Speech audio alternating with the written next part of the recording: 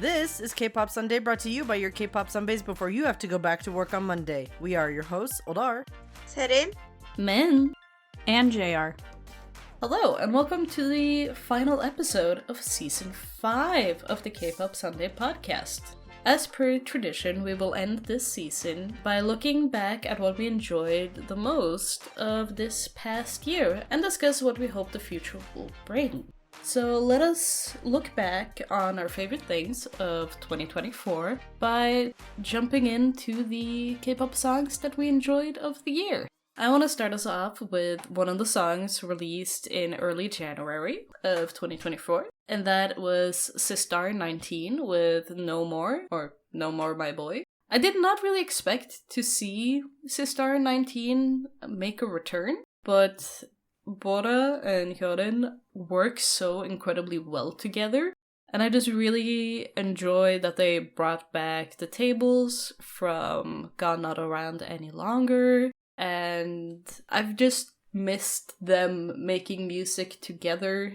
It's nice. I do also really hope for a full Sistar reunion at some point, but having seen them work together and the other members also collaborating with each other, it's really nice. And they make good summer songs, even though this is not a summer song. It still gives off the same vibe as the summer songs that they used in earlier time. We do love the summer queens, even in winter and winter theming. Yeah. I really liked the song. I thought it was super catchy, super fun, very them. It was very fitting of them. But I hated the fuzzy two pieces that they wore in the middle of the music video. Yeah, it really looked like diapers. Yeah, I was like, that was a choice. I feel like they were like, this is gonna be real cute. They put them on and they're like, we're too far in. We can't get a new outfit at this point. Yeah, the tailoring was just... It was odd. Yeah, like the idea is cute. The execution was not great. So... Yeah.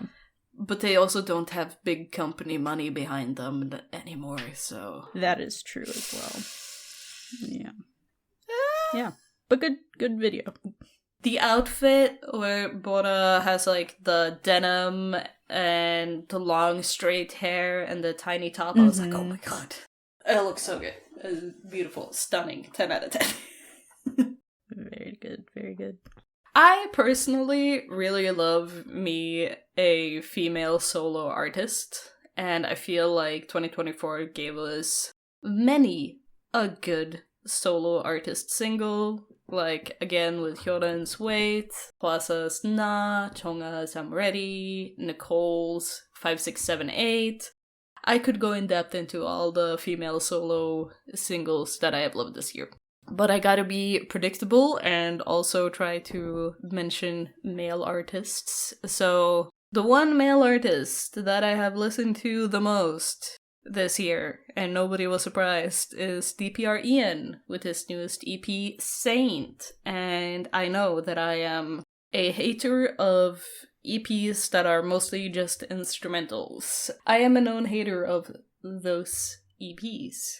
But I do really vibe with this one. It's not only because I am very biased, but because the instrumentals for the 3 songs on that EP are actually interesting, and I found myself listening more to the instrumentals for Limbo and Saint rather than the proper singles. Even though I really enjoy Saint, I know a lot of people really disliked that whole EP, and especially Saint, but I love it. I think it was great, and the music video are fun, and I like it. It's good. I will talk more about DPR Ian at a later point. I think the vibes in the rooms here is nobody really liked this one. And the audience that we have today, or out of the ones, I don't know if all of you have heard it. I have. And you were not a fan? Yeah. That's what I thought. When you wrote the message, I was like, yeah. No, yours was, I'm not going to say which one, but one of your picks, I felt like it was like nails on a chalkboard anytime that I heard it, or like heard it as background music in another like K-pop fan content, I would immediately shut the thing off, no matter how much I wanted to watch it. Or something that just irrational hate I have for that. I'm not telling you whose, because I don't want to make someone sad, but I was so just absolutely big time hater of it. That is very So fair. funny. Yeah, I'm a hater this year. Big time hater. Yeah.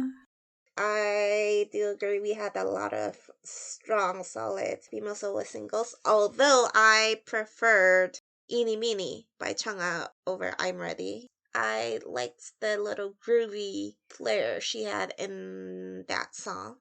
Yeah, Eeny Meeny was really good. Yeah, because Chungha's songs released under her former label, they were a little bit more like, I don't know, a lot of like tropical influences. For example, from Why Don't You Know or Sparkling. The roller coaster. She was really focusing on the more artistic part in her dance, and this was, I think, the first time I saw something more minimalist from her discography, and I liked it as a positive change, or maybe like a little branching out, and I liked seeing that a little variation from her previous performances. Yeah. The reason why I chose I'm Ready over Eeny Meeny is mostly just because it is very much a successor to... Is this Day to Night? Mm-hmm. Yeah. And I really love that. I love a dance-centric music video, and she works with so good choreographers. Dramatic, maximalist, all the good I things. live for that. But Eeny Meeny was also really good. It has been going on repeat, so I get it.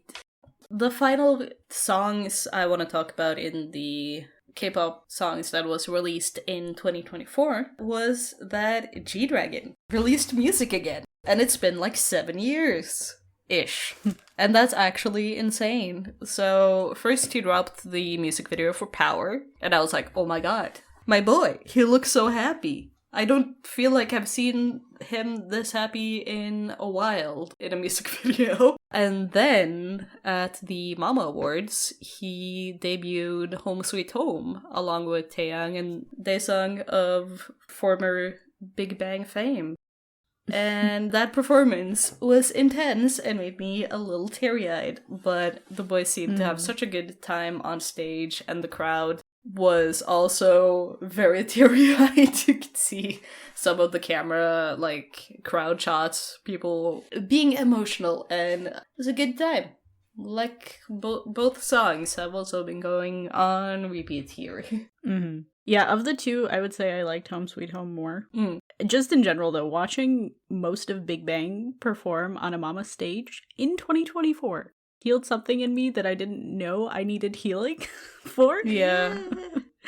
It felt like it was 10 years ago again, and it was almost comforting, I guess. Like, some normalcy had been returned to the world. Yeah. I love seeing all that first, second gen representation back in 2024. I mean, G-Dragon and Big Bang obviously was one of them, and then there was 21.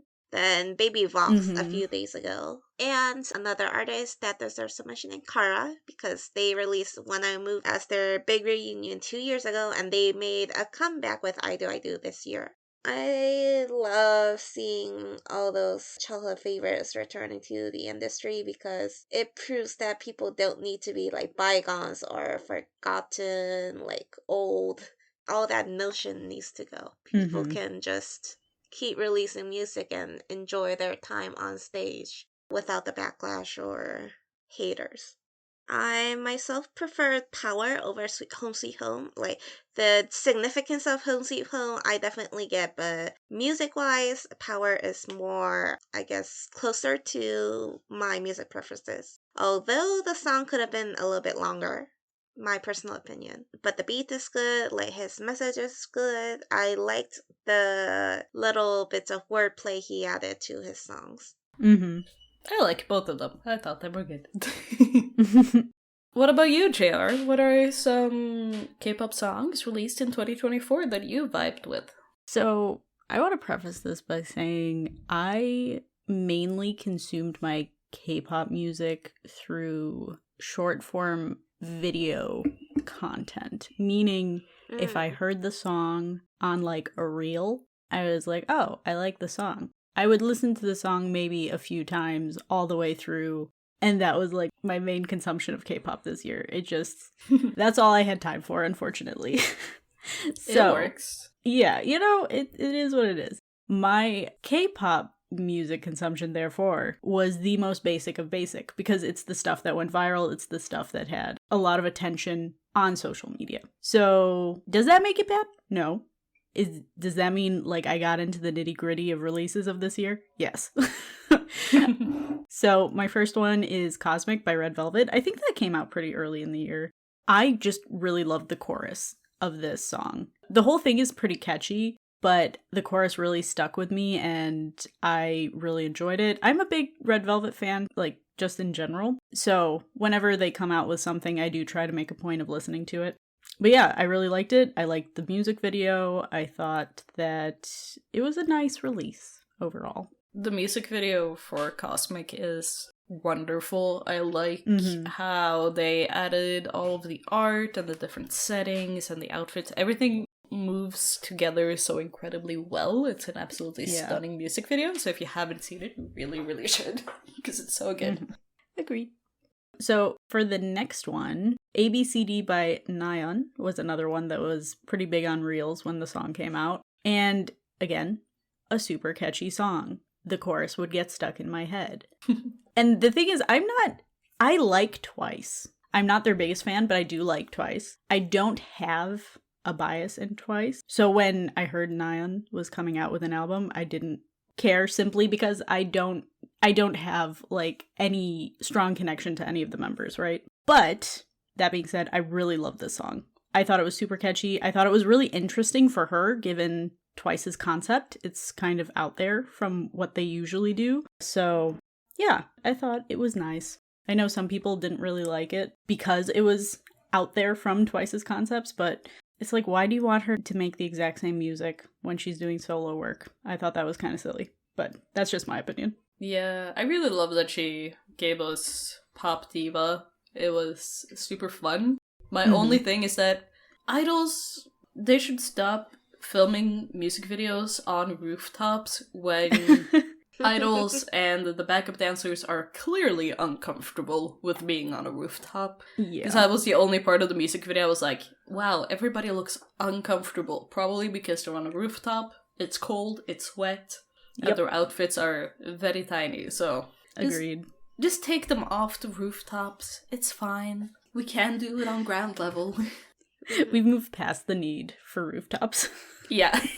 It's no longer like a novelty. Have a green screen. Yeah. Like at this point, especially if you know that, yeah, like why trauma? It's like, yeah, we're gonna go upstairs and do this. Why? Like the one where I feel so like, funny. yeah, they had to do it up there, even though it's like, it wasn't a bright idea, but it looks great, was Monsta X's Hero.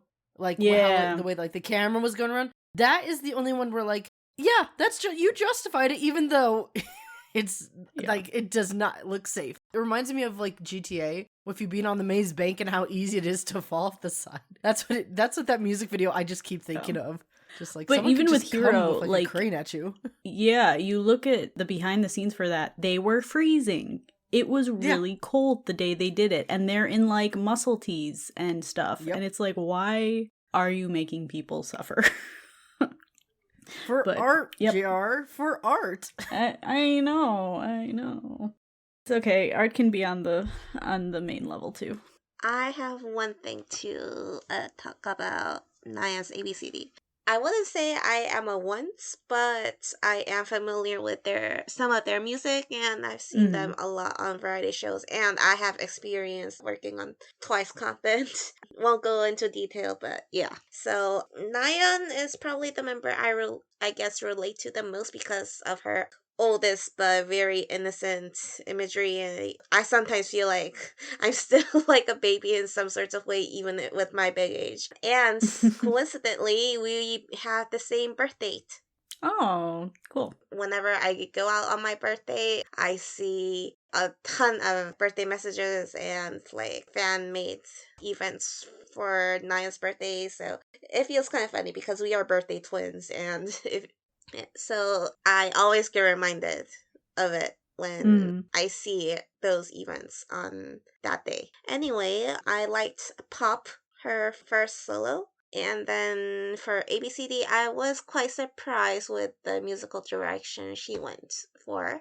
I gotta say, I like the song. The song itself is pretty nice. It reminds me of the old Beyonce, Amory, J-Lo kind of sound. But like two things I wasn't that sure of was, first of all, the imagery, of course, because she's always had that very poppy, cheerful, almost innocent baby-like concept imagery, and suddenly she's out here going all mature and doing dance moves she wouldn't usually be doing as the eldest member of Twice. And I guess that discrepancy came off a little bit unfamiliar to me, and I can see why some people weren't that I guess I can see why some people weren't that happy with her image change. Like, they probably just wanted her to do something more cheerful, like she did with Pop.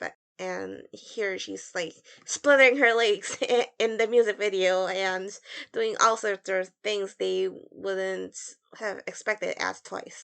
So, yeah, I found it awkward. I'm not saying that she shouldn't do it, but it does feel like she wasn't 100% herself when she tried this concept. She will definitely will need to experiment more if she's gonna try this musical direction in the future.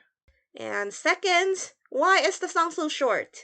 Oh my goodness. I could go on an entire rant about how songs are way too short nowadays, and I'm sick of it. I'm so sick of it. I was kind of baffled when the song just ended like there, because it feels like she's just saying she's been singing a part of the chorus and then just stopped. And that silence is so jarring. Like, if you guys are gonna make it short, at least, like, squeeze in the third chorus, like, once again and finish it. So we feel like we've listened to a whole song. Like, you guys probably know, but, like, songs that were less than 3 minutes weren't that common, like, until, like, second gen. So there were several songs, but the one I can think of right at this moment is probably Love Like This by Double 501, because that song was exactly 2 minutes 46 seconds long. So it was pretty short for that time period, but they managed to sing 3 verses. They managed to sing the chorus 3 times, and even that chorus gets a little bit of repetition towards the end. And the song finishes perfectly. And I'm thinking, like, I mean, I don't mind if you don't get to have, like, a whole third verse that is the same length as the first and the second. At least do the whole repetition of the chorus properly and make it feel complete. These songs, like those songwriters and producers these days, I'm sorry if this offends you, but it feels like you're doing a very lazy job. All right, so my last pick for 2024 is Rosie by Blackpink's Rosé, her debut solo album. I'm sure everybody has been apata everywhere, like constantly, all the time, and I have as well. I heard that today as well in Gwangwamun. The protest has been singing that version and the mashup with Yoonsu's song of the same name. So, yeah, funny. it's definitely a near war. I love that. Yeah. And I really love the song. I think it is so catchy. I like Bruno Mars's part. I love the whole thing. I think it is the perfect whirlwind of a hit, and I'm glad it's doing so well. But the other day I was cleaning and I figured I would put the whole album on because I had heard bits and pieces of some of the other singles that had came out. And so I was like, well, let's just listen to the rest of it. Is it groundbreaking? No, but it's good. And I really like Rosé's voice. I think she has a really nice voice. I feel like sometimes in Blackpink songs, she kind of plays up too much on like the indie girl voice. And I feel like it wasn't as intense in this album, ironically, even though it's like a solo thing of just her voice. Yeah, I really enjoyed it. I thought she sounded great. And I thought that a lot of the songs were fun. I liked Game Boy. I liked Toxic Till the End. There were a few others that I really liked as well. And I mean, like, up to this point, I probably would have said Jisoo was my favorite member. Again, I'm not like I wouldn't necessarily call myself a Blink, but given how small Blackpink's discography is, I've probably heard all of their music at this point. So I feel like I know them a little bit better than, like, Say Twice, for example, just because it's easier to get through all of Blackpink's music, right? Mm. But yeah, now that I've listened to this album, because I didn't even listen to Jisoo's album all the way through. I liked Flower, but I didn't even listen to that all the way through, and I think that was just a mini album. I feel like my horizons have been opened up, and I really enjoyed it. Yeah, if Rosie is generic or not, it's been so nice seeing Rosie release music that she seems to resonate with more. Mm-hmm. Because this feels more like her than her previous releases did. Which, I don't know if that's a good thing or a bad thing. It's been nice seeing her make music, and make music that seems to make her happy to make. That's been nice. Agreed. Now that I've talked about all of my 2024 K-pop releases, Oldar, why don't you talk about yours? So this year I had a lot of hate in my heart for a lot of releases, but my song of the year this year was unexpectedly NCT Dream's Smoothie. And the reason why I like it so much is the utilization of the low vocals of the members, like hearing Mark, Jaemin, Jeno, Jisung, like those. It reminded me a lot of SM Town's Jingle Bell when you hear 4 of the members of HOT rap back to back to back, and it is just so satisfying to listen to. And because I don't think in NCT Dream's discography we've really had that sort of utilization of their voices in that way. Like we've had it like one-off, or we hear it in their speaking voices. Hearing it in a song and it was done so well it just felt so satisfying to listen to. And I love how hard it goes. Again, not something I would expect from NCT Dream, but I think because it just came off and surprised me so much is why I liked it. And also, I loved all the outfits for it, because they're one of those groups where they either have the best styling in the world or just, I hate it, even though most people like it. So I think it was just very unexpected, and I was, like, fascinated by it. Yes, it definitely is, like, an oddball of a song, but it's a good song. Still a little odd. But SM is also known for doing such oddballs and still serving. That's true. Yeah. So, not that surprising. It reminded me a bit of last year when we got 127's Fact Check. Like, it felt like that same sort of vibe. And then also reminded me of Wavy's She a Wolf. It just, that sort of wavelength that they have been on was just my thing, even though a lot of people hated that. Like, a lot of people have said, oh, I hate Fact Check, I hate She a Wolf. I'm like, this is wonderful, I'm having a great time. Like, this was made for me. Keep your mouth shut. It had been a very long time since I watched or listened to a Dream song / video, and I was not expecting this. I don't know what I was expecting, honestly. It's just so much more mature than I was anticipating. And, like, obviously they're adults, I know this, but like I said, it's been a while since I watched or consumed any of their content, so I was like, oh, this is the direction they are in now. And that's fine. I just don't know if it's for me. Well, it's not really, because then they had, their next release was an English single, which also surprised me because I hated it at first when I listened to it, but then I saw them clips of the choreography for it and it just intrigued me, and I just kept watching it for, like, there's one part where, like, they're standing and then, like, they're swishing their other leg back and forth, and I thought that was so weird, and I was like, huh, and I just had to keep watching to where it rains in heaven. That's the song, to where I just had to keep watching. So NCT Dream was just fascinating this year. Like, I had my eye on them, and they're not my favorite NCT subunit. That's always Wavy. I have always liked them, beginning to end, except for certain releases last year that everyone else liked that I hated. It definitely felt like Wavy this year was just hitting their stride, because they had their first win. They had their second win, I think, too, recently. Or it was like a while back. Like, it just felt like they finally hit their stride, and people talking down about them like they had of previous units of SM, like how people talk down about Super Junior M, how people talk down about XOM. It kind of finally felt like Wavy had their moment that it felt like either other groups hadn't gotten or it took longer to get. So I appreciated that. My other favorites from this year, as I mentioned earlier, was Wavy's She a Wolf, except I'm pretty sure they say she's a wolf, and I'm pretty sure they are grammatically correct when they actually sing it. Your Honor, they were grammatically correct. Mhm. And then the other one, and I plan on getting that album at some point, because I didn't like the title song at first, and then it was one of those things where I kept listening to it, I'm like, no, I do like it. I do like it. And then the other big one was Young Posse's Ate That. And the reason why I like Ate That so much is that I started playing GTA San Andreas for the first time this year. Like, I had seen all the videos where it's like, here's like the full gameplay, storyline, all that. But with most games, especially Rockstar games, it's an entirely different game when you play it. And it is way more enjoyable. And it felt like the game that I had expected and hoped GTA 5 would be. And it's like, and San Andreas did it better. Like, I don't know, like 9 years earlier or something. So it was perfect. And if you go through my playlist on Spotify, you'll see a lot of older songs on there. And that's because I really got into older music because of that game. Like, there were just some surprise. I'm like, I've never heard this before.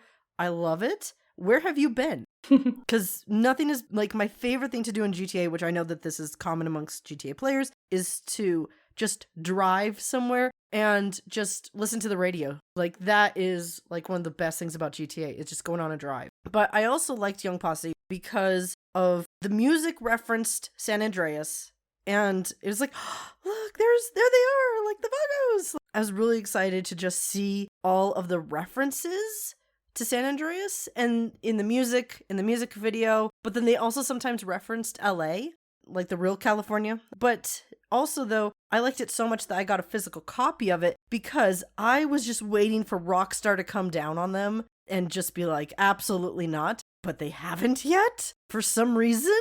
So I just cherish it because it is such a weird release and it is so cool. Like, we're going to have to do like a video on it at some point. Like, I want to show like, here's all the great references and all the details, but also the physical version is just impressive with the inclusions, with what it's referencing, and it just feels like a full great physical album. Like, it is one of my favorite physical albums of all time. Like, it's probably it might be second or third place for me, honestly, out of all the albums I've ever owned, including from Western artists, including like my original collection. This is in like my top 3. That is how much I am so happy I have a physical version of it. If you like the song and you're a GTA fan, I highly recommend getting it too, because I don't think we're going to ever get something like this again. It was just great. Young Posse is one of those few groups that can take a green screen music video and really make it work for them. All of their music videos are basically just green screen videos, but they do it so incredibly well that it feels like a proper world. Like, they have done the world building to make it feel natural, even though it is very unnatural in every aspect. It still feels realistic. It's very cartoonish. Yes. I like how they blended the two games, and with real California. If you did not know that those were two separate games, you would have thought that like they were the same map. Like, that's how good of a job that they did. And I'm like, oh, that's in this game, but not in this game. And I was just blown away by how much work was put into a music video based on it was also based on GTA 5, but just how they put those together, because those are two very different games. But you wouldn't know that by watching this. So it was just, the work done was from the music video to the music itself, choreography to the references to the physical album, just the amount of work and attention to detail in it. I have no idea whose idea this was and who pushed for this and who pointed all this stuff out, like to include it. Whoever that person is a true Rockstar fan. And I want them to do more. Like, can they do Red Dead next? Can they do Bully? I think, maybe not Young Posse, but I think that there can be a group that can do Bully really well. Like, especially if you base it on the Warriors and the Outsiders like Bully was, I think that they could do an incredible job. Whoever is behind this needs to do that next. Oh, and also honorable mention for this year, I have to mention, because I had this on repeat all morning, Black Swan's Roll Up. I love that. That was the exact sound I've been waiting to hear from them, and I feel like they've hit their stride, and I am so happy for them. I know I said I thought that they hit their stride last year, but no, this was it. This is it. And this is one of those weird ones where I prefer it live over, at least the stage performances, over the music video. For some reason, it just hit my head better. I was very pleased. They have pleased me. But let's move on to our little friend Seren. What was your song of the year? So, you guys all know that I am a huge fan of Blockby and Yuna. So, the thing is, I tend to listen to my favorite artist songs the most. I don't really feel inclined to listen to a lot of new songs by other artists unless I hear it somewhere else and find it interesting. So, inevitably, Blockby is one of the very few artists I keep in track with all their new releases. Zico is no exception because he's our beloved leader. So Zico released a new single early this April, Spots featuring Jennie of Blackpink. So by listening to this song, I was basically staying true to my BBC roots.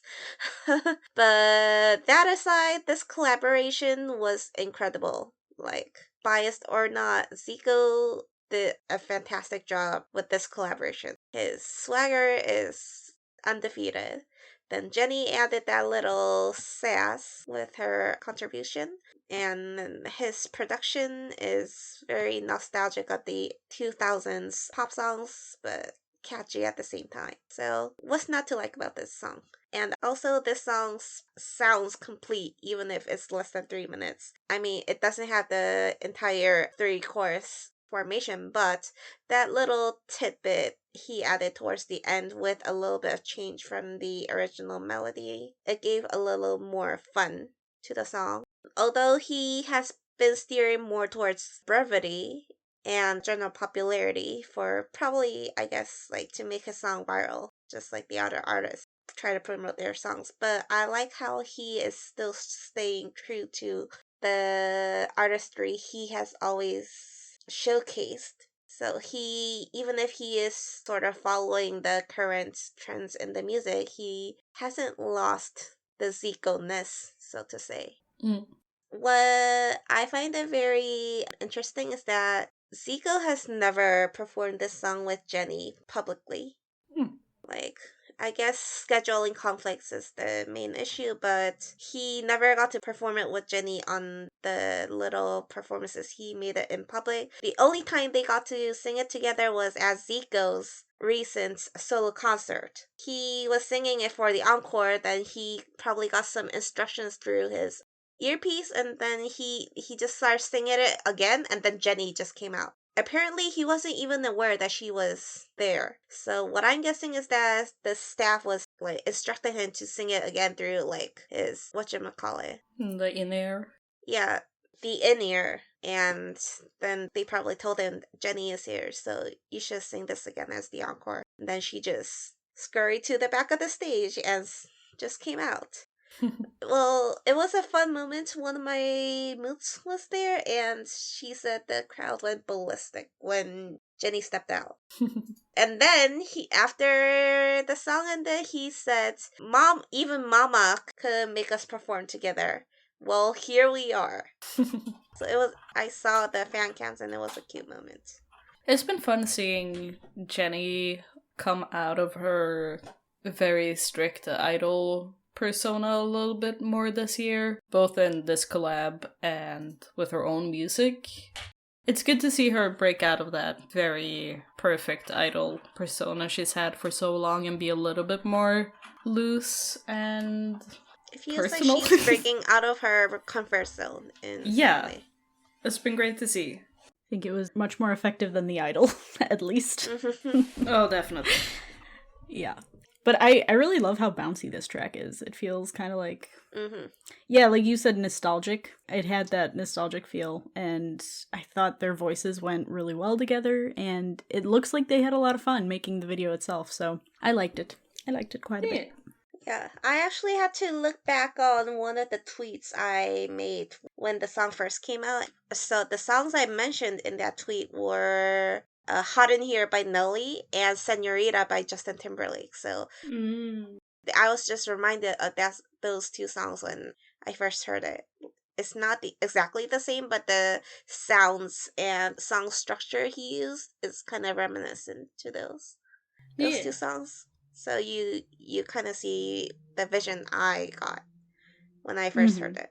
So moving on, again sticking to my fangirl persona, Yoonha released 2 albums this year. So the first one came out in September to commemorate her 20th debut anniversary, based on her Japanese debut, by the way.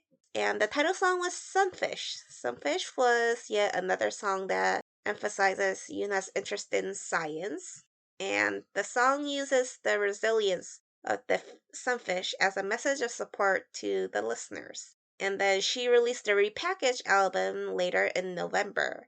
The title song, Point Nemo, was yet another soothing, very Yunha-esque ballad with a positive message in the lyrics. So this one is more about reflecting your past journey.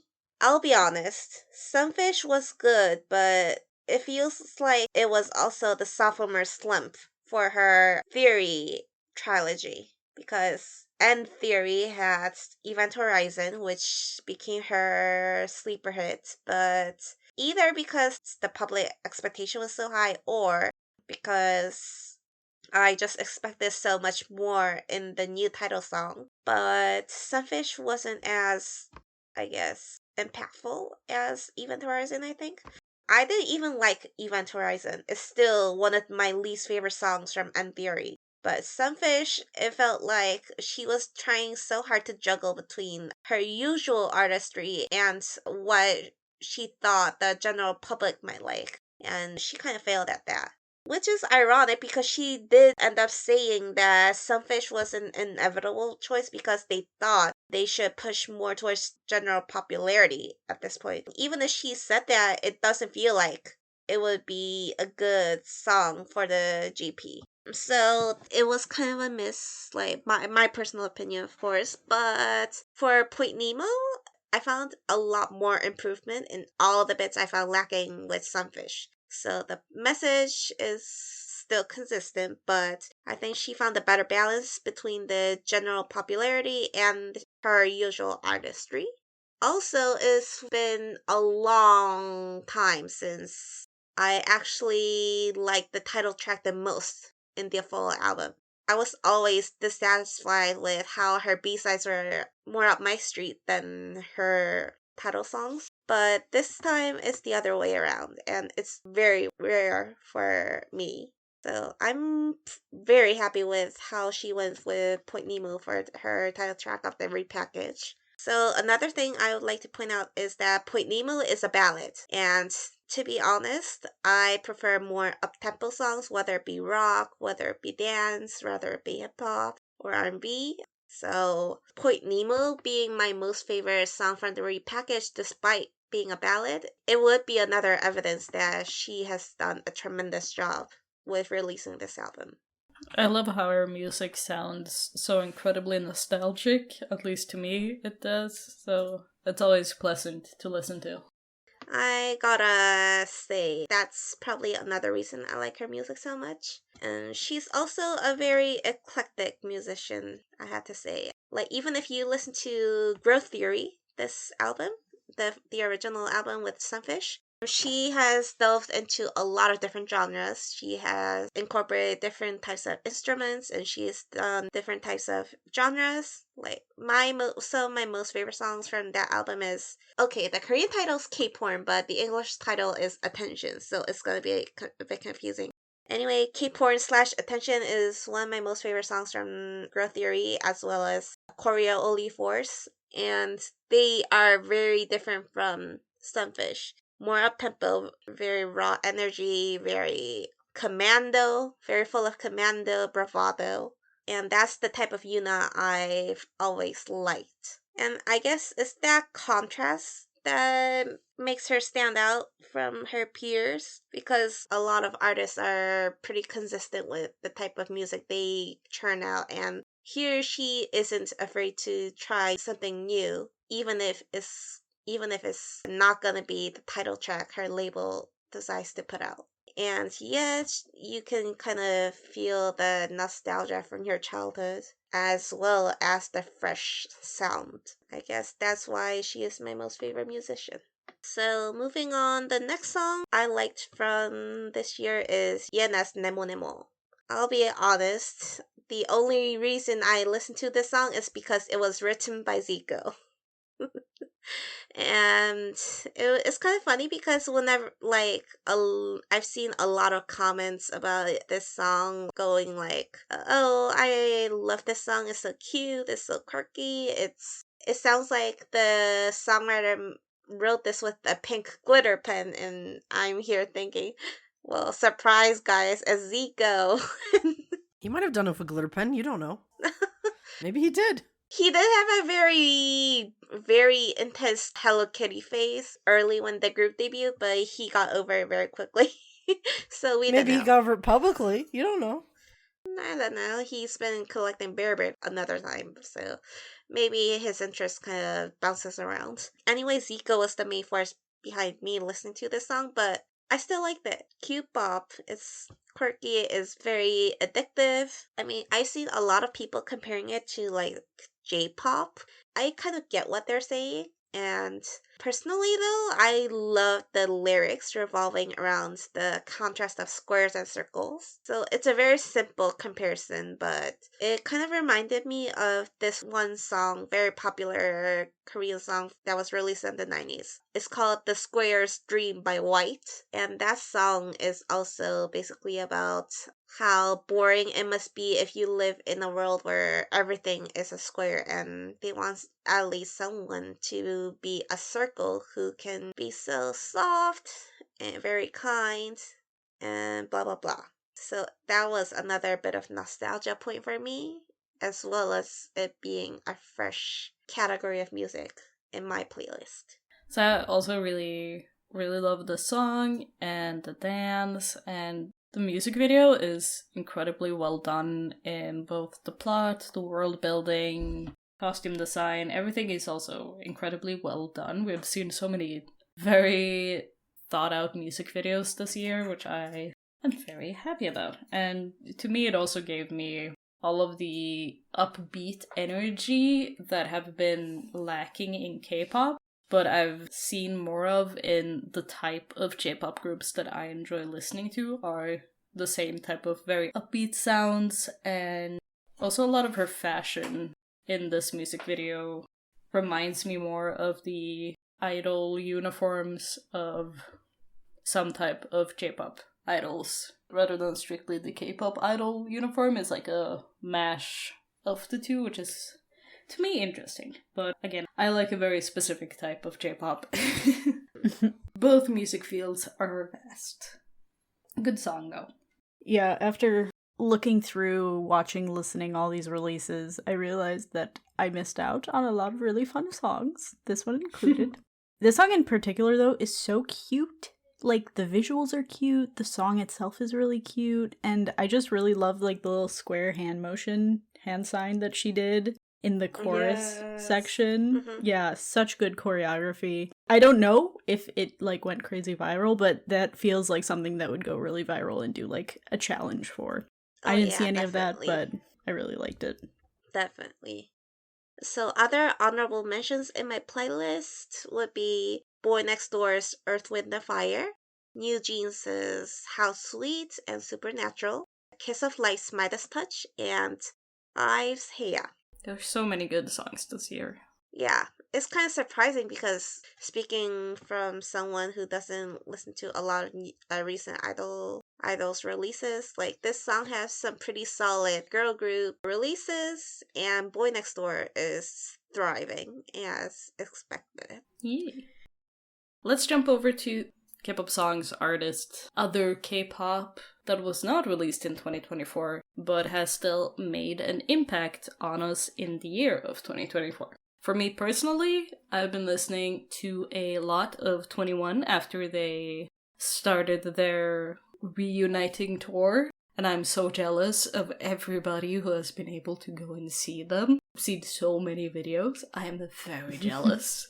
So yeah, I've been listening to a lot of their music, specifically Can't Nobody, Pretty Boy, Scream. They got so many good songs, and I love them. JR, how about you? When I was listening to K-pop this year, it would be Jung Se-eun, which is unsurprising. I didn't get a chance to listen to his newest release, which came out in January, but his old stuff is still great, and I am just always listening to him. Always a big fan. Can't wait to see what he does in the coming year. And my favorite non-2024 release this year is kind of a surprising one because it just came out of left field for me. It was Turtles, Okay Jock. Okay, Jack. So it basically means straightening your shoulders. Oh, okay. Like, okay. Yeah, Okay, got straighten it. out your shoulders. It is weird to me. So we talked about this before, but I've been a fan of the group since their second album. And this one is weird to me because it's not on a main album, which was like how they used to do it. They always would release like one album a year. And it doesn't have like the usual artwork that references them. It's usually a bit cartoonish or funny. The only art I've seen of it, it looks like there's a person jumping and their lower half of their body over like the city view of Seoul. And it just sounds so weird. Again, not from a main album. And so it's very hard to like find it. I could do more digging, but I don't really care to. But it is just weird. Like the song is great. And it was so strange to hear Turtle Man's voice again in a song that I hadn't heard before. Because I thought I've heard everything with him, but apparently I hadn't. So this is just weird. And I was just fascinated by how bizarre it was. Just, it came out of left field. I don't understand it. Like, this just came in my recommendeds for no good reason. I didn't do anything anywhere close to Turtles to set this off. But it came to me out of nowhere, and it's baffling to me. So if you're a Turtles fan, like, you need to listen to it. Yeah, it's probably because it was a posthumous release. It didn't get a lot of promotion. Oh, it was one of those? Okay. There was no proper music video filmed. He didn't even get to film the music video before he passed. That's probably why. There's another one, Aigo, that was posthumous Yep. released. That I obviously knew that one at the time. This one, I have no idea how it went under the radar for me. That I just found it, and it's like, what? I would have loved to have seen him do this on stage. I just miss my boy. Even though he was like 10 years older than me. We don't care about that. Anyway, it's just bizarre. Moving on to Set-In.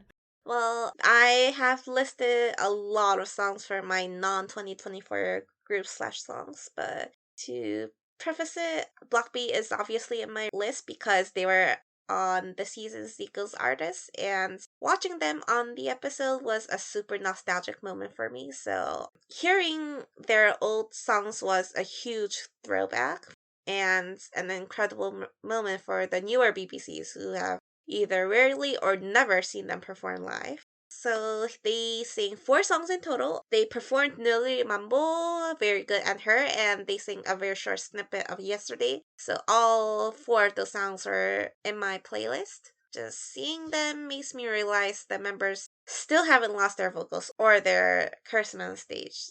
All I can say is, when are you guys gonna come back? The next song is Butterfly Grave by Take, and I loved this song as a young girl, but working on the Take Dog this year and re-listening to their old music make me appreciate this song even more. The last song I added to this list is Into the New World by Sonyashide, Girls' Generation. The only reason they're on my list is the martial law. Participating in the protest recently and witnessing the Congress announcing the voting pass was a precious moment for me. It's going to be a historical moment for me as well, as my power as a citizen had never felt so important. Us singing the song right after the verdict came in is going to be unforgettable. What's really funny is that this song managed to skyrocket on my yearly listening chart despite the fact that I listened to this song for less than 2 weeks. Well, week 3 post December 14th this whole year. Because I listened to it another, I don't know, dozens, hundreds more times during the past 2 weeks as well. We gotta admit it. It's an iconic song. And it's one of those songs that weren't that massive when it was released, but it's just started getting more prominence and importance as the years went on. It is a huge legacy for the group, for a reason. Yeah. Okay, so moving on with groups we worked on this year. So, since I personally don't really work on any of our deep dives, I have just listed groups that I've gotten more into this year. So, out of the groups that I have gone into more this year would be Kiss of Life, Bad Villain, and The Cave. All very good groups. 10 out of 10 do recommend. Agreed. And what about you, JR? Okay, groups that I worked on this year in particular, Monsta X, because we did the No Mercy episodes. And because of that, I went back to older Monsta X songs. And I forgot how much I love those eras. It's been a while since I revisited them. But because I haven't been big on their new releases, it was nice to go back and listen to those first mini albums, title tracks, all that stuff. So yeah, that was my main one of the year. Nice.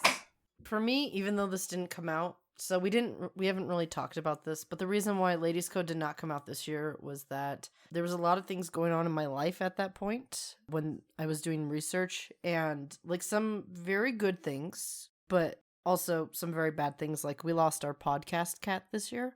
She passed away, Lila, who always heralded the start of recordings because we would, start to introduce it and then she'd meow to be let in because she was nosy. So we lost her, unfortunately, this year. And there's going to be a clip of her in the bloopers. So for those of you who probably didn't know about Lila, you're going to get to hear her because she was a big source of joy and exasperation for us. Just old age. Nothing happened to her, just old age. But even though it didn't come out, I was a longtime Ladies Code fan. But this year, I had never heard, apparently, Make Me Go Crazy, which was the OST they did for Flower Grandpa Investigation. So I really enjoyed it. That was fun. Anyway, what about you, Sen? Well, first of all, I worked on the Eagle 5 episode with you, Oldar. Yes. I provided a lot of magazine paperwork, scans. This was, one of those years where we had to rely on physical media more than anything else. Yeah. The second group I worked on was Take. Like, I worked on the script, the research, basically everything on this episode.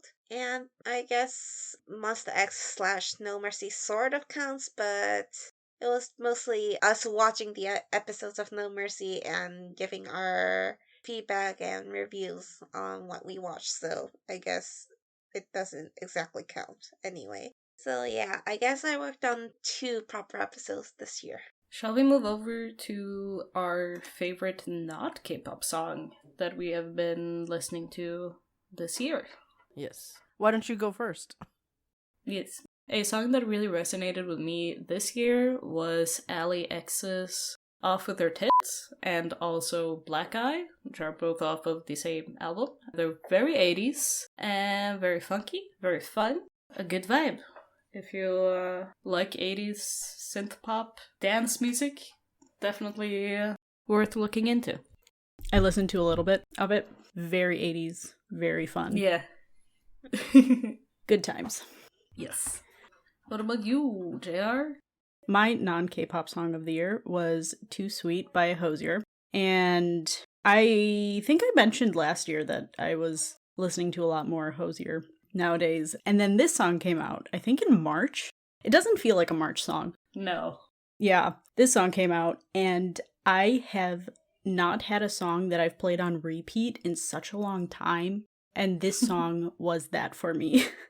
It's so catchy. It is so catchy. It is constantly playing in my head.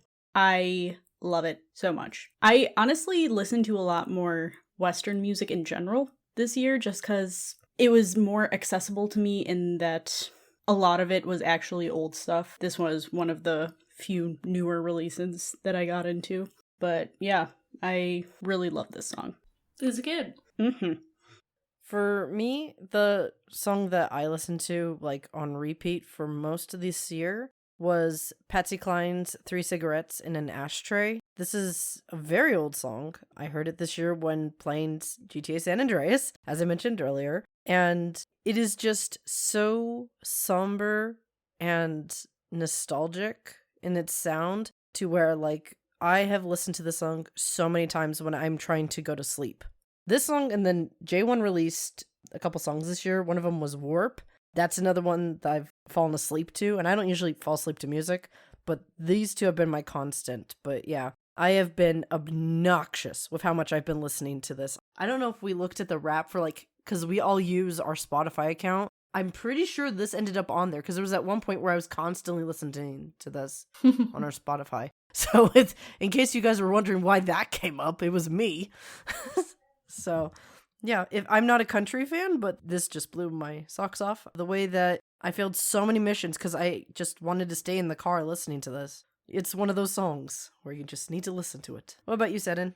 So I had several contenders for my favorite non-K-pop song of the year because I listen to quite a lot of pop musicians. Like Tinashe released a new album this year, and Nasty went viral. Tyla released her songs like Jump or Water, but the song I ultimately settled on was Joyride by Kesha. Kesha has been one of my most favorite pop singers since I was in middle school. I even went to her Soul Tour back in 2018. To see her still performing and releasing new content after the lawsuit and legal freedom was a powerful cathartic moment. I'm glad that she hasn't lost her eccentric, in a good way by the way, eccentric touch. And her new singles would serve as a warm welcome and a triumphant comeback as an independent artist. What I liked about the song is that she still sounds very Kesha, even if she's not working with Dr. Luke anymore, and is very reminiscent to some of her older songs. And I'll be honest, I am still mad that this song is very short, but I know that she probably needs a bit of more virality to regain her, I guess, position as a pop singer. She probably needs a little brevity to boost her comeback song to make it go viral and make her music get more significant again. And her next single, Delusional, is pretty good as well, so I'm having high hopes for her new album. I really hope she does a tour at some point. I really want to go and see her live. That would be so fun. Yeah. She was a very, very fun bunch when I went to her Soul Tour, so I'm pretty sure everyone will enjoy it. Okay, shall we move over to next topic, which is dramas. I personally have not watched a singular drama or Korean movie this year, but I know JR has. So, do you want to talk about some of the ones you've seen? Please and thank you. Yes, I do. Thank you. I'm so good at transitions. It's a great transition. I watched a total of 3 K-dramas this year, which is probably the least amount I have seen since I started watching K-dramas in 2015, which is kind of crazy to me, but I just did not have time, unfortunately. Honestly, I should say 2 3/4, because the last one I'm going to talk about, I haven't finished it yet. I have like 3-4 episodes left.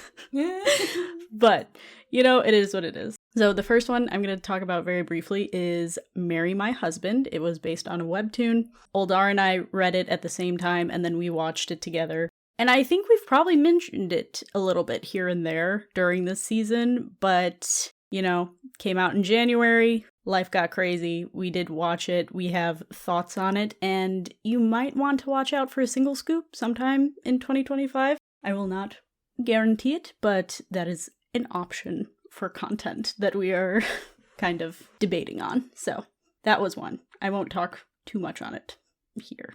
Second, Queen of Tears. This is like the pinnacle of K-dramas, just K-drama through and through.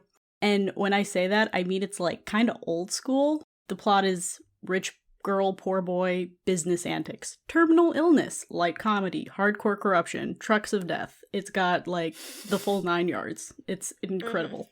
Just everything. And it also stars Kim Ji-won and Kim Soo-hyun. So what more can you ask for? Not much in my opinion. It was very enjoyable. I liked it a lot. And then finally, Miss Night and Day. I am like certain I've mentioned this in the past, but I love Jung Eun-ji. I'm a huge A-Pink fan, and I also love all the acting that all the members do.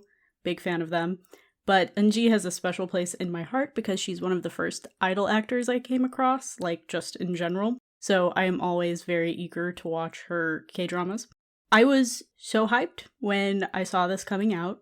Unfortunately, like I said, I have a few episodes left, but I have really enjoyed it so far. So I feel fairly confident recommending it for other people to watch. It could, I mean, K-dramas have done this to me before. They have burned me. They have just absolutely gone downhill at the 10th episode. So I could be very wrong, and maybe we're going to need to have a correction at the end of next year, but we'll see.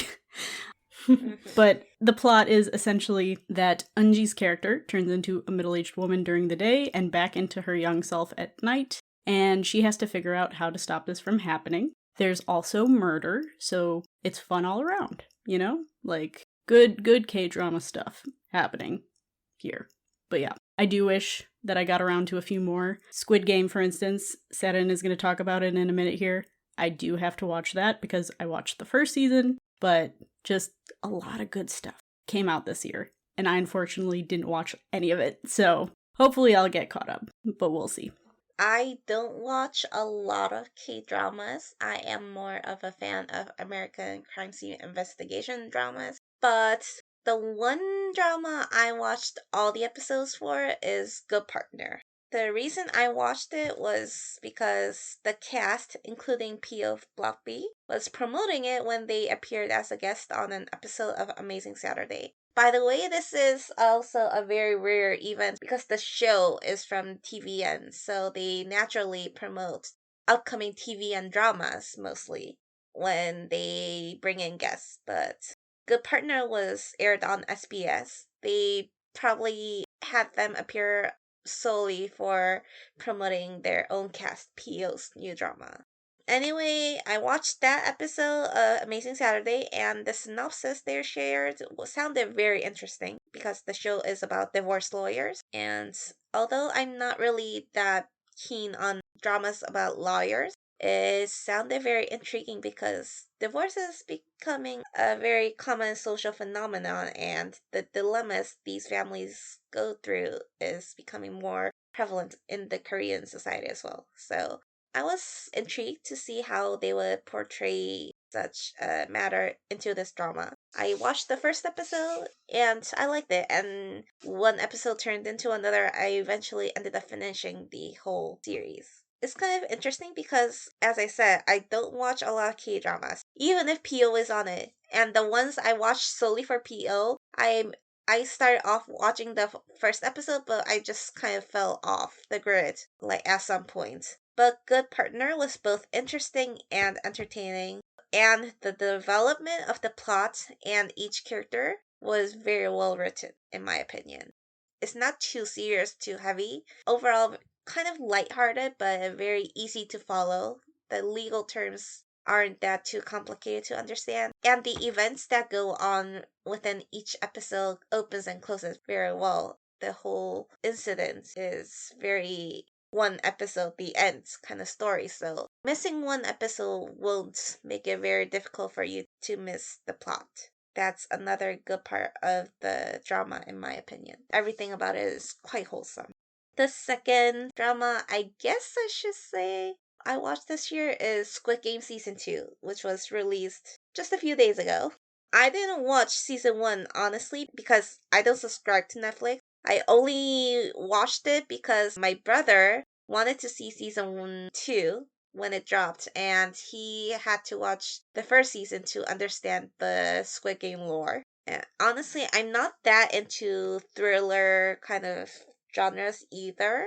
Like, crime scene investigations are okay for me because, I mean, murders and investigations are realistic stuff in society, but the concept of having a whole game of murder and competition for a huge amount of money feels a little bit too much like a fantasy for me, and I don't relate to it.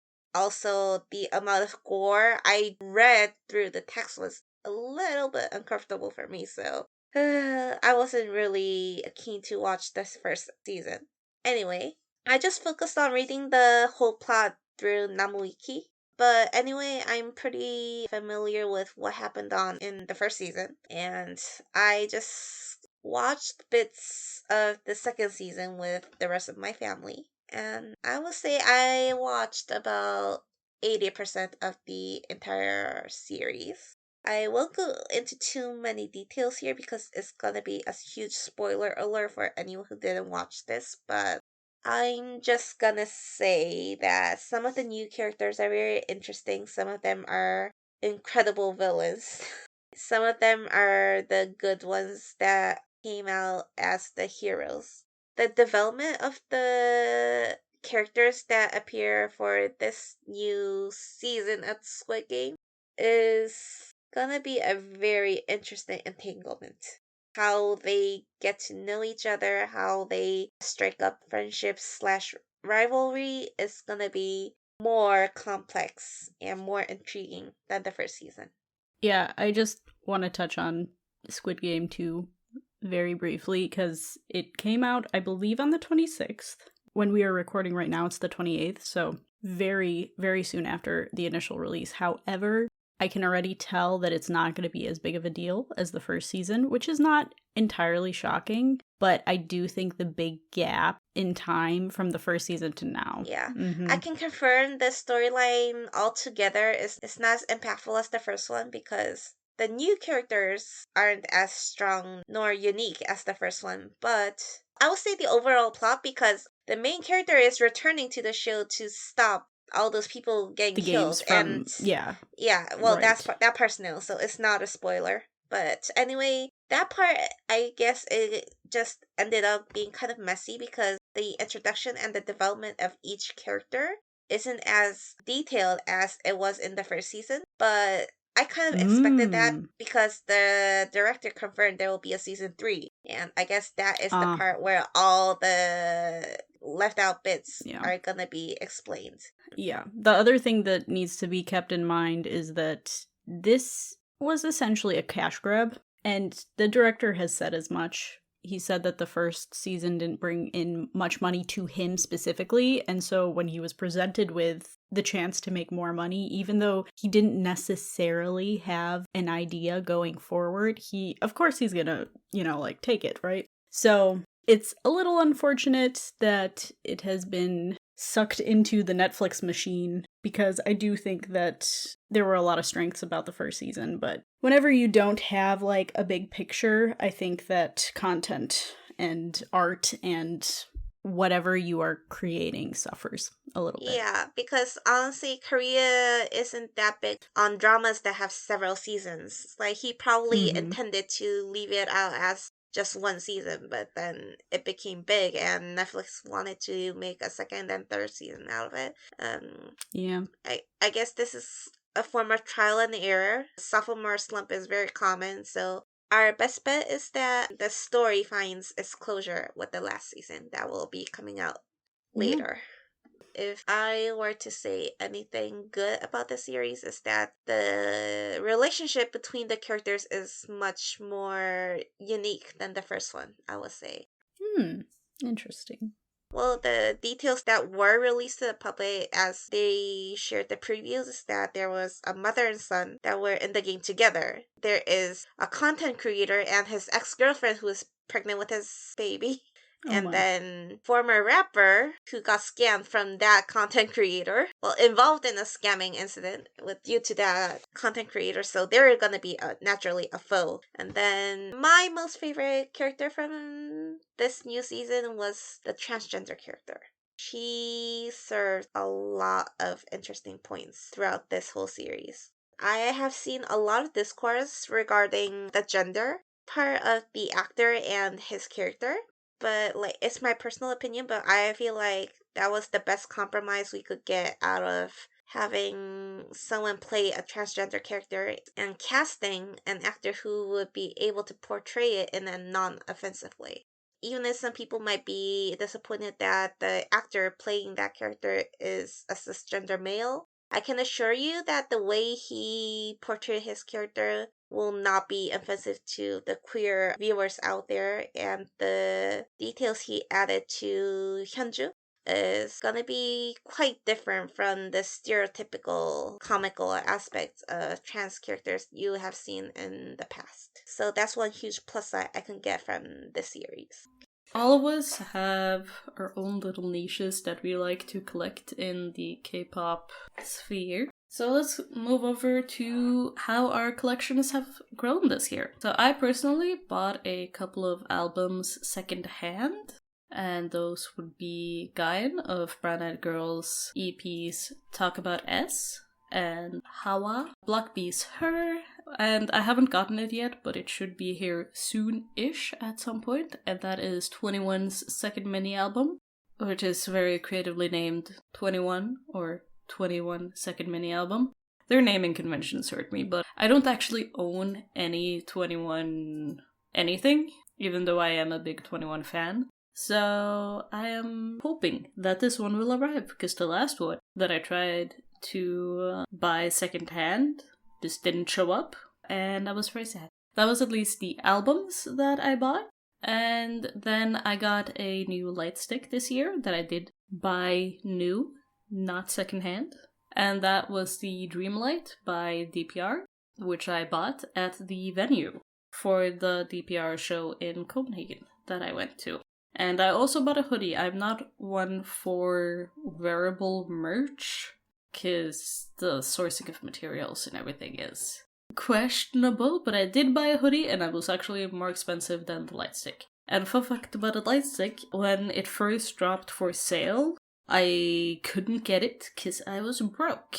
So I was like, oh, I'm never gonna get the limited edition with the stand and stuff. But when I was at the concert venue, I saw that they had the limited edition version, and I was like, when I asked the seller, like, hey, can I get a light stick? And she was like, oh, you want the standard version? I'm like, do you happen to have the limited edition one? And she was like, let me just double check. And then she found a box hidden deep within the merch stand. So I managed to get the limited edition, even though I missed out on the pre-order and all of that stuff. So I have it proudly on my shelf now. It's beautiful.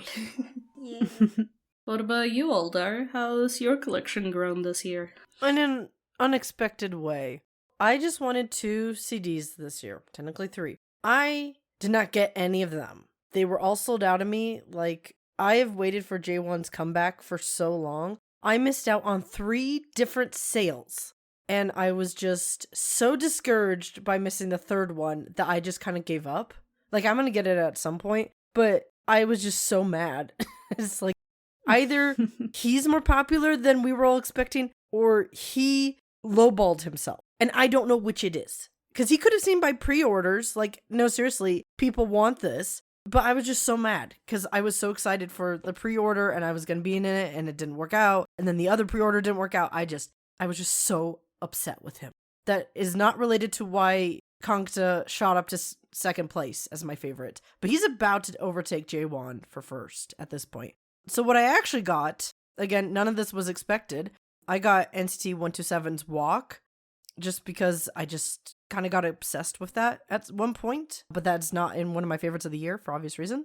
Then the next 2 I got were a surprise. A friend of mine went to Jungkook's concert they had down in, I believe, Vegas or LA. And she got his autograph on his 3rd EP. And I'm like, this is like the first, like, yes, this is an actual autograph from an idol piece of merch I have that's like confirmed because she met the man. And he's my bias in BAP. So I just, like, my brain just shut off when she handed that to me. And I went, excuse me? You did what?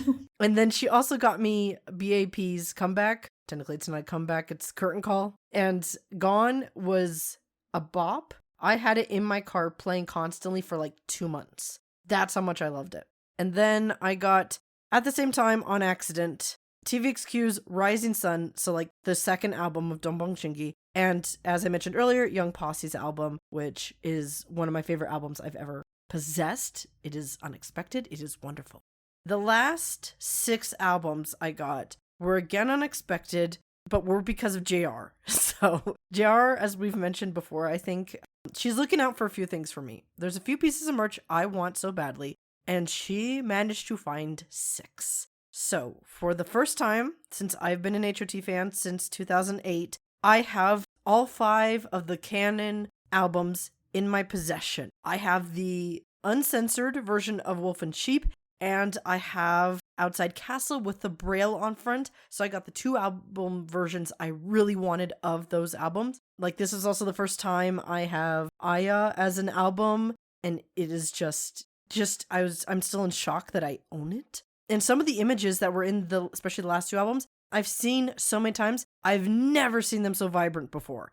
And I got 5 of them from an HOT fan. And I still want to reach out to her and just say, thank you. Yes, it managed to make its way to an HOT fan who will love it for a long time. And then the other one that I was like, there's no way I'm going to get this. But again, because of JR, I got it. I have the OST to Age of Peace. Ooh. The HOT movie that it's part of Lost Media. I have the OST. Credits about HOT are all over the place, unfortunately. Both on the Korean side, and obviously the English side is just trash, as I've said many times before. But the OST, I did not realize how much work the boys put into the OST.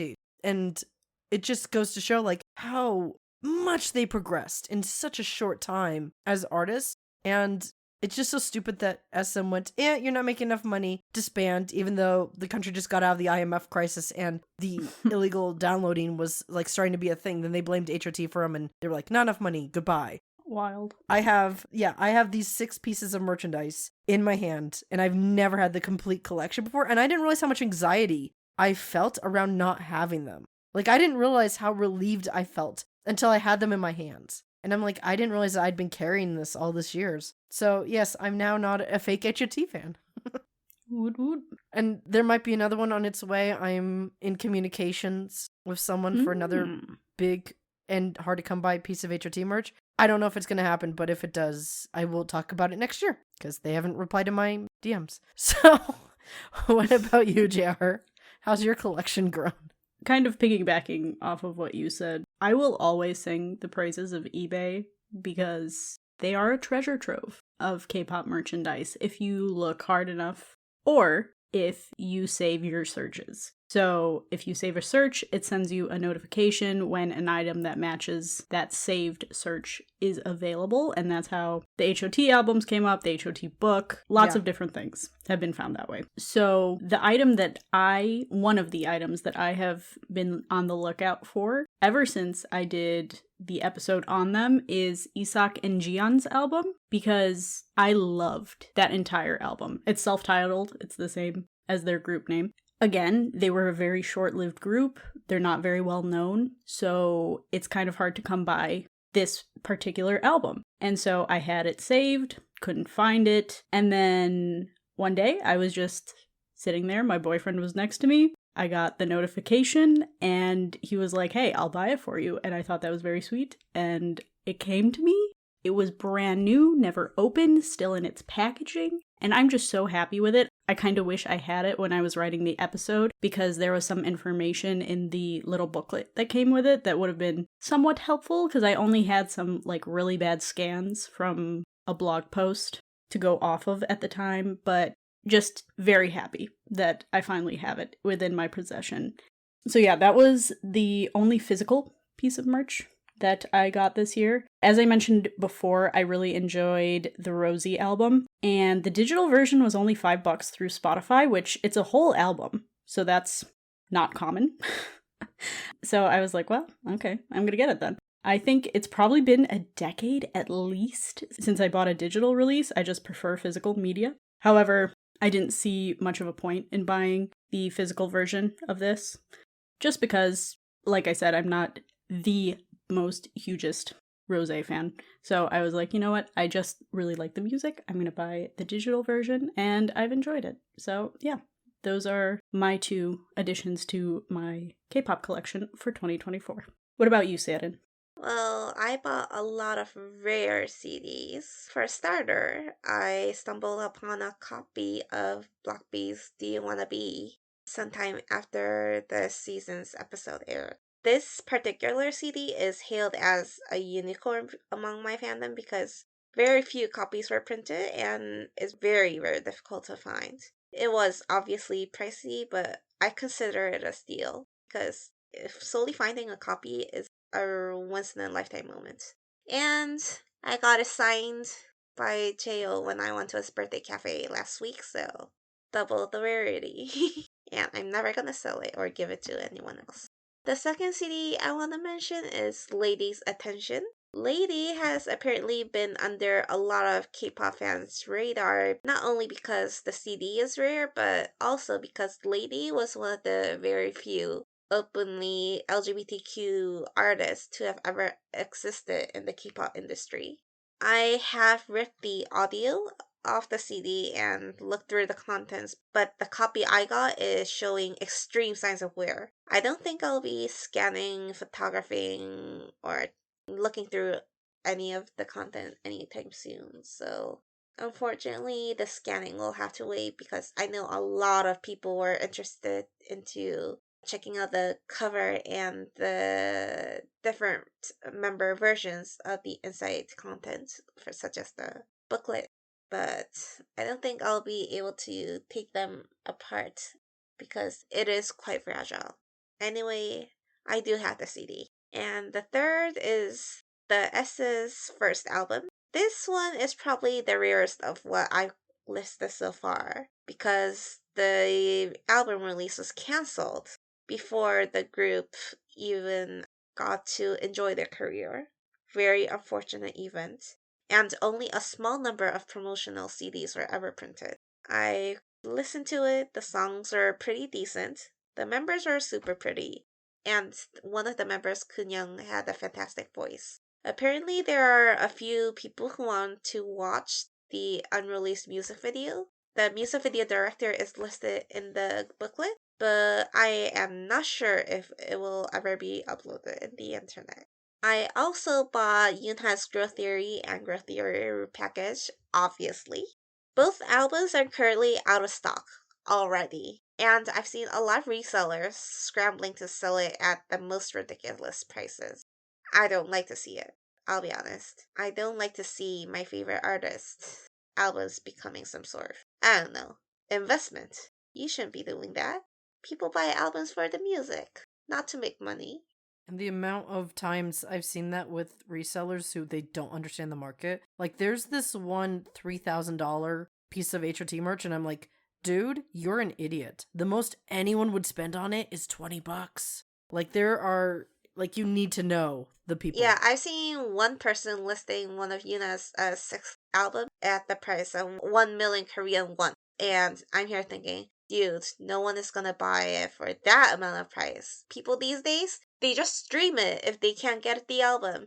Yeah. Or watch out also for older fans who are like, well, then I can just take, like, screenshots of the album and I can make it exactly. physically on my own, which a lot of first-gen fans do. Exactly. So it's like, you are an idiot. Yeah, these resellers are completely out of their minds. Anyway, regardless, I'm still happy for my queen. She deserves the love and attention. Happy 20th anniversary, Yuna. Some other things I got this year are some magazines. Some of them were actually used for season 5's research, like the Eagle 5 articles I have managed to amass so far. I additionally bought a handful of official footage DVDs from KBS, so old TV shows. Unfortunately, I will not be able to share or distribute it in any other form because copyright issues. If I share them, I might potentially get tracked down and sued for it. I'm not gonna risk it. Anyway, I'm just gonna tell you that there is a way to watch these old TV shows that some of you might have thought were lost media, but it's totally possible. Anyway, any concerts you guys have been to? I went to concerts this year. I went to 3. First concert I went to was Dorian Electra, who had the Frost Children open for them, and it was great. I've been wanting to see Dorian for years, and it was super, super fun, and the tiniest concert venue I have ever been to, but it was great. And then I saw Tenacious D, and then I saw DPR. Arctic, Cream, and Ian went on tour, and they stopped in Copenhagen, and I had the chance to go, because last time they were supposed to be in Copenhagen, it got cancelled, and I also didn't get tickets that year. Aww. So I managed to get tickets this time, and I got to go, and it was really good. Well, the only concerts I went to this year are for Yuna's.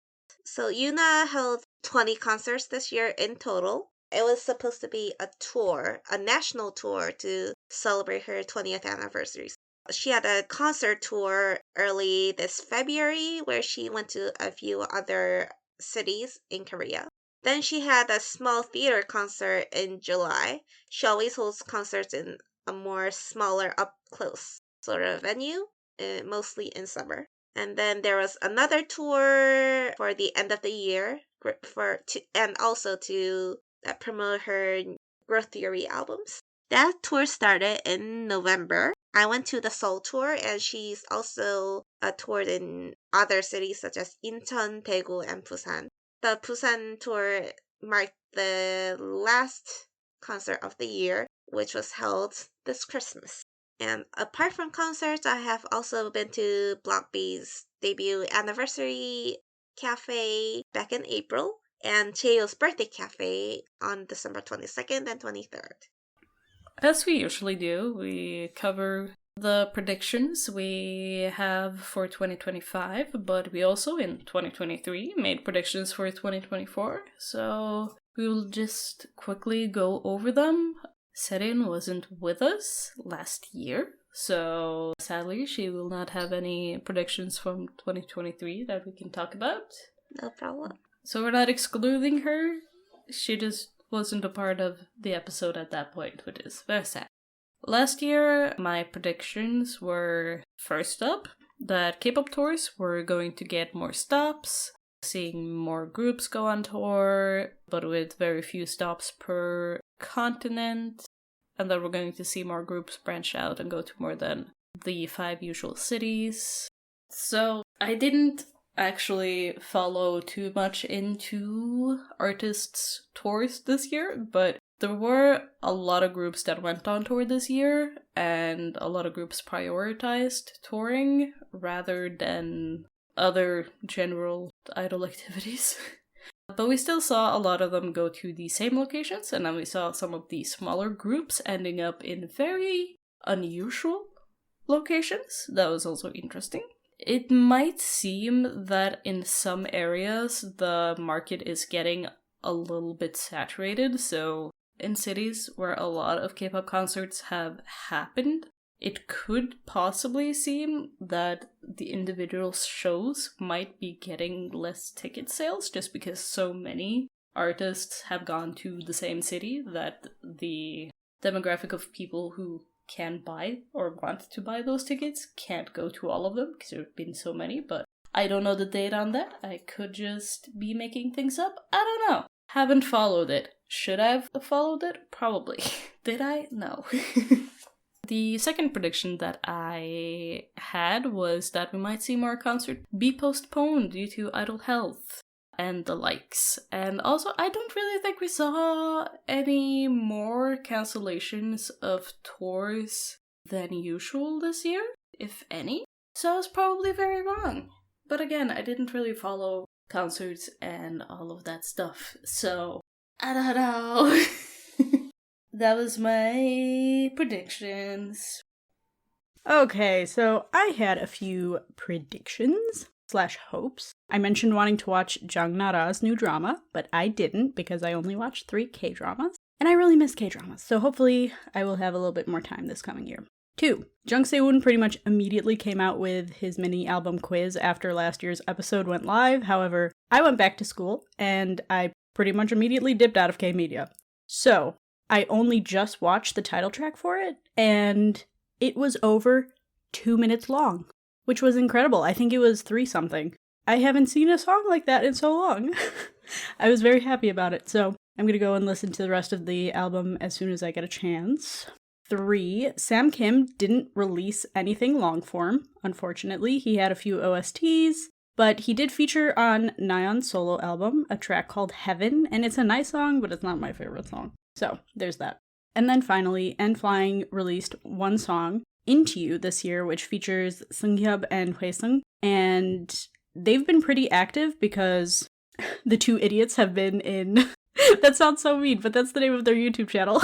The 2 idiots have been carrying out their military service time, so they should be out very soon, though, and I'm really excited for that. But besides the point, the song that the other 2 released, I really liked. They have great voices, and they always mesh so well together, so good stuff. So apparently I didn't have any predictions last year, because I went and looked, so...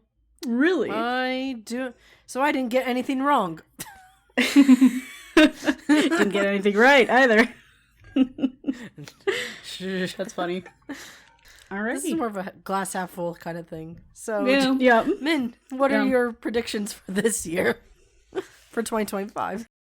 So, for 2025, I think that companies doing everything they can to make money are going to fall. And the smaller groups who are just focusing on making music is going to be better off. Because we've seen so many companies focus on everything other than music. And I don't think that's gonna be serving them in the long run. Mm-hmm. But we will have to wait and see. That was my prediction. I would agree. Okay, so for 2025, FNC is coming out with a new boy band, and I'm really hyped about it. The article that I linked as my source says that it's the first one since End Flying, but that's not true because Honeyest debuted in 2017, and this erasure is upsetting because they were a really Yeah. cute band. They disbanded because of creative differences, which, fair. But also, the newest added member of End Flying, Dongsung, was a member of Honeyest before moving to End Flying. So it's like, what? Who wrote this? He wasn't just a member either. He was the leader. So Soompi needs to do better on their reporting. Besides that, FNC also has another band called Hi-Fi Unicorn, and that was formed through a TV show. So I don't know who wrote that. I'm a big fan of FNC bands. This is no news to anybody. So I'm really excited to see how this group will differentiate themselves from past idol bands from FNC. I think that'll be really interesting. And then my second hope, I guess, for this upcoming year is that IU has been confirmed for a new K-drama. So I'm definitely going to be watching it. In particular because my boyfriend really liked Hotel de Luna and he's a fan of IU. So we are going to be watching that. So if anything, that will be my only K-drama for 2025. Hopefully not, but we'll see what happens. So, my prediction for next year is targeted to a very specific group of folks who I've already talked to about this at length. So, First Gen was wild this year on all basis. Like, SOTY released a statement, which getting him to talk is like pulling teeth. He does it like once a year. At the beginning of the year, it was really bad because of the whole BoA situation, but it also worked to reunite a lot of First Gen fandoms. There were a lot of like old school fans who heard the drama and they were like, what happened? So then a bunch of newer fans were like, let me catch you up on the hate she's been receiving from other fandoms and the public and stuff like that. So we saw a lot of First Gen fandoms unite to fight on behalf of her, who were like, if I see that fandom in like real life, I'm gonna be furious. Like, I'm gonna start throwing fists. So it's not the ones who you think it would be either. This, though, also connected a lot of artists to each other, in addition to, like, their fandoms who were, like, all meeting up. Like, Hyunjin Yeon, though, has been, like, a lightning rod this year with connecting everyone. He has been connecting with HOT. Like, him and Jaewon went on this, like, cruise together where they performed. And then he followed him to Jaewon's car, and he was like, when are HOT coming back? Just put him on the spot. They did a cooking thing together. And then we also had Hyunjin Young also teamed up with Wax. He made a new song with her. Technically for her. KCM he's been hanging out with. He's been hanging out with members of NRG, Young Turks Club. He's just been everywhere and meeting up with everyone. So it feels like he's trying to make like the Avengers of First Gen and like putting them in content. Oh, he also met up with Clone. Like we had such like a unilateral SM Town, SM Entertainment, and SM Studios meetup this year between artists. Like even Kangta and Lee Hyun-do from Deuce, they even collaborated this year. Like, it was technically in a group, but those two together, just like, we are seeing everything. So I'm hoping and thinking we are going to see more collaboration across First Gen with First Gen artists. And I think certain First Gen artists are planning something big. Like, it was just announced the other day that Tony was coming to the SM Town concert. And I know it's because of Kangta. I know it's got his fingerprints all over it. But what are they planning further? I have questions. So keep an eye on First Gen. Like, compared to like the slump and tragedy we've had in recent years, this year just started off bad, then it was a colossal turnaround for the better. And I am here for it. And Hyunjin Young is clearly the leader of First Gen. Like, this man is uniting everyone. Although I wasn't officially part of this team last year, I do have one prediction for 2025. That is remakes and covers of old songs are going to be still popular next year. Yeah. I'm starting to see more third gen. Yeah, and we've had a lot of recent artists covering songs from the past, like from the 90s and the early 2000s, but a lot of them are in the form of OSTs or just like remake projects, proper cover/remake projects. And I predict that that trend will continue. I think that's safe to say.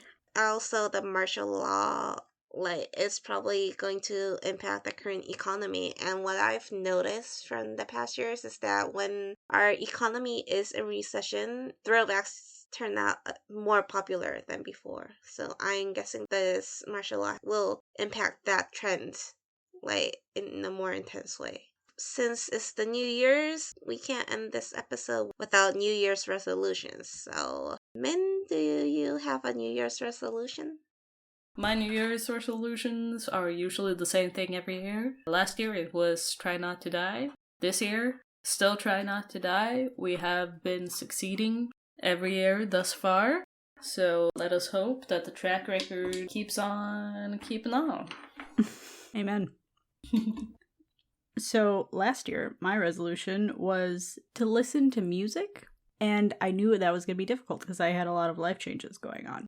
Considering all the craziness that did come with this year, I'm surprised I got through some music and even a whole album, so that's good. But when I did get into K-pop, I was so tired of other genres of music that I was really into at the time. And K-pop was different, not even necessarily in terms of sound, but it was an experience and much different than anything I had encountered.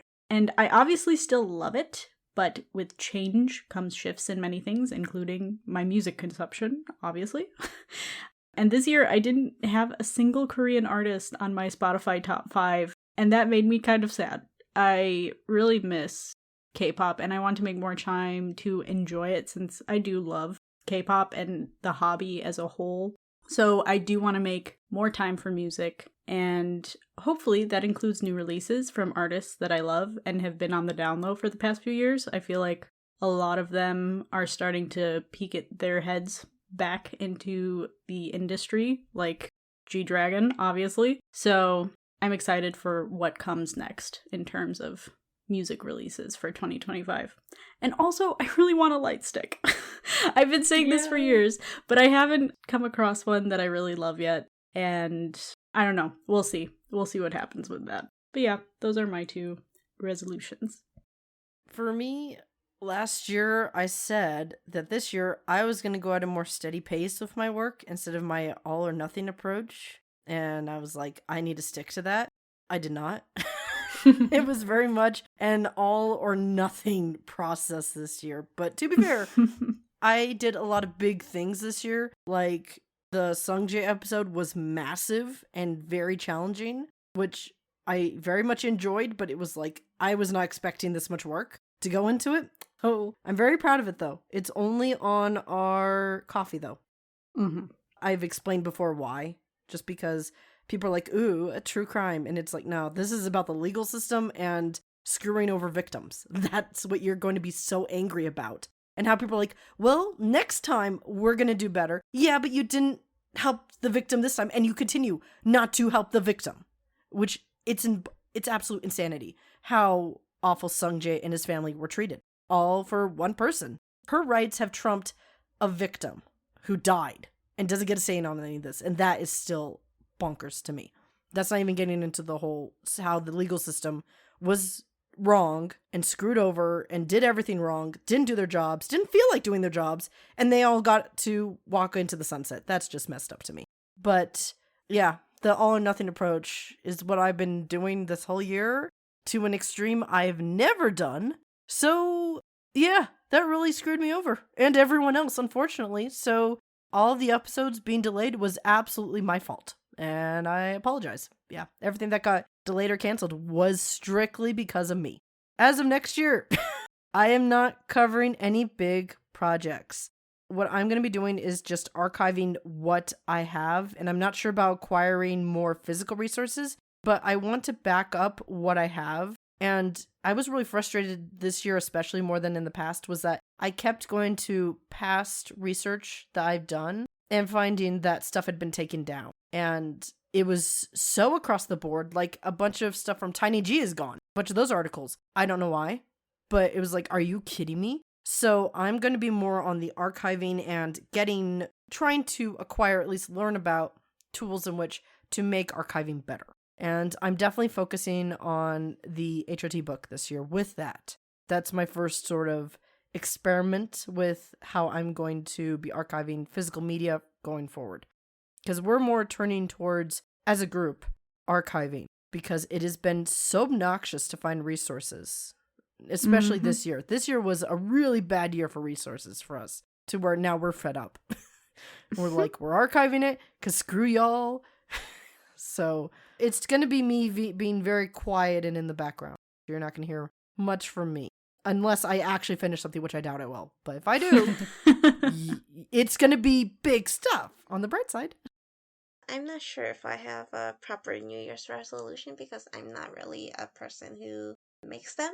But I guess setting up my own platform might be one. Like, I have been thinking of creating a YouTube platform where I introduce my favorite first gen, second gen artists, but it's only been an imagination in my head. I never got to materialize it. So if I succeed in doing so, it might be good. And my second resolution, I guess, would be finding a proper job because I am a freelancer, but my family wants me to have a steady job and a steady income, and it has been creating some very not so small conflicts among my family.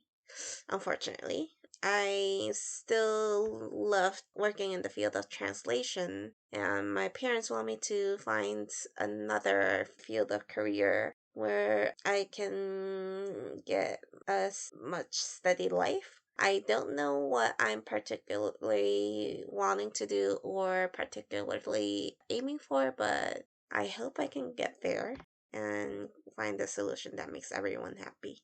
I hope so too. As this is our final episode of the year, we just want to say thank you to everyone who stayed with us this season. We ended up doing way more work than we planned to, but we feel that our episodes this year were better for it, and we hope you did too. Even though Season 6 is not starting until 2026, we will still be active throughout 2025, and we will release our usual bloopers episode. Until we meet again, stay well. JR, please take it away. As a final reminder of the season, we do have a coffee if anyone is interested in supporting our work. For those of you who don't know, Coffee is a service that allows listeners to tip their favorite creators. Obviously, all of our content is still free, and of course there is no obligation to tip us, but if you're feeling so inclined, the option is there. The link is in our description. Thank you for listening. If you enjoyed the episode, then please make sure to rate, subscribe, follow, and tell your friends about us. If you want to interact with us or just see more of our content, then you can follow the links in the description to our website and social media platforms. Be sure to be on the lookout for the single scoop episodes, which will be released throughout 2025. Thanks everyone. Bye. Bye. 지금까지 키파 선배였습니다. 다음에 봐요. 안녕.